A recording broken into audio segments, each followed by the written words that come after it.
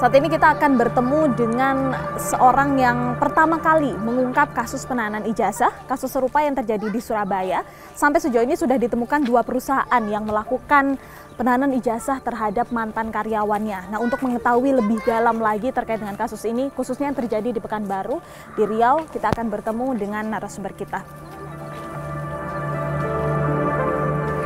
Selamat siang, Bang. Selamat siang. Bang Sulkardi, iya, betul ya? Iya. Jadi ini kan kalau kita tahu Bang Sulkardi ini merupakan orang pertama begitu ya yang mengetahui tentang kasus penahanan ijazah, kemudian juga pertama kali mengungkap dan melakukan pendampingan juga terhadap korban. Saya ingin tahu sebetulnya seperti apa cerita awalnya mengetahui kasus ini, apakah ini kemudian berawal dari aduan masyarakat atau kemudian perluasan dari kasus yang terjadi sehingga ramai juga di Pekanbaru atau seperti apa? Ada penahanan ijazah dari tahun 2018. Saya panggil teman-teman yang tertahan ijazah tadi. Saya lakukan secara persuasif dan secara keluarga untuk menjumpai pihak perusahaan. Saya hadir di perusahaan. Setelah saya hadir di perusahaan, saya tidak mendapatkan sambutan yang baik.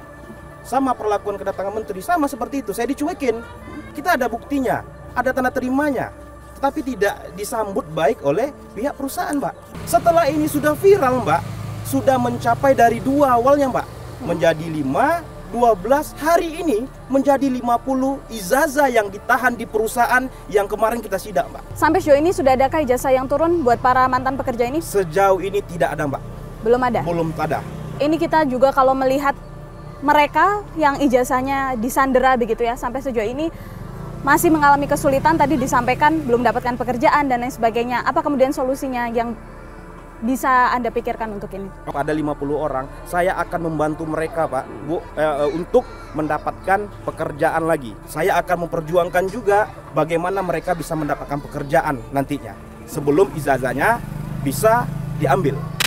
Bersama kami saat ini sudah ada Wakil Menteri Ketenagakerjaan, Bapak Immanuel Ebenezer.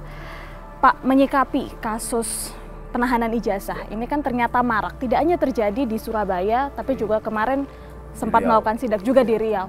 Apa nih Pak temuannya, kejanggalan-kejanggalan yang ditemukan? Banyak sekali kejanggalannya. Pertama misalnya kayak di Surabaya, kejanggalannya terkait izin gudangnya tidak ada ternyata.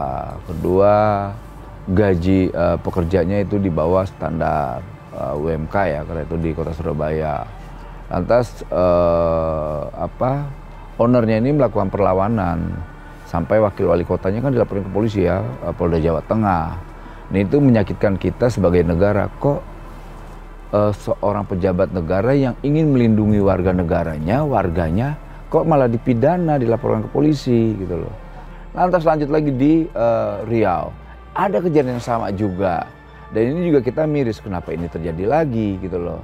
Dan ternyata ketika kita coba saya gunakan media sosial saya, hampir seluruh Indonesia melakukan hal yang sama. Oh, menemukan aduan-aduan baru, Pak? Banyak sekali, dan itu kita akan melakukan sidak. Dan dampak dari sidak kita di 2 wilayah ini, Surabaya dan Riau, kemarin kita dapat informasi di UD Makmur ya, Sandra Makmur itu, wali kota di sana itu gercep dan melakukan yang namanya penutupan atau segel.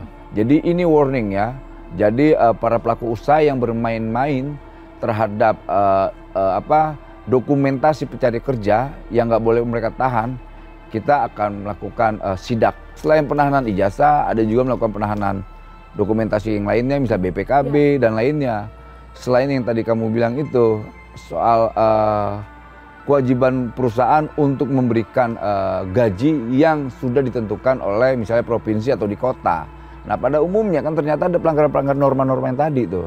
Soal gaji di bawah standar, kemudian mereka diperlakukan tidak layak, kemudian jam kerja yang overtime, kayak gitu-gitu. Nah, ini pelanggaran yang ke depan akan kita tertibkan dan semoga itu tidak terjadi lagi. Apa sih Pak kemudian kalau kita bicara alasan dari perusahaan melakukan ini, kira-kira temuannya mengapa sampai kasus ini terjadi? Kira-kira seperti apa? Mayoritas itu meres menurut kami ya, karena mereka kalau mau ngambil jasa harus nebus dengan besaran uang ya. Ada yang variatif, ada yang 2 juta, 5 juta, 10 juta dan sebagainya.